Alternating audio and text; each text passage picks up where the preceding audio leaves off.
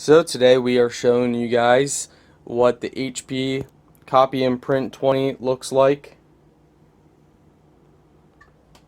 So it's a nice white.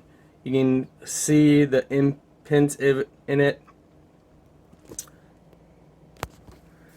So we can show you the thickness. As you can see, the light shines through pretty good, but it's not too bad. Thickness is not too bad. I use this paper for most of my printing documents. I like it overall.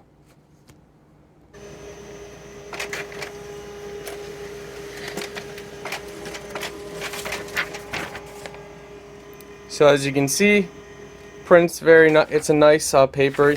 You can see through. Holding up to the light if you don't hold up to the light. But I like this paper. I'm very happy with this kind of paper.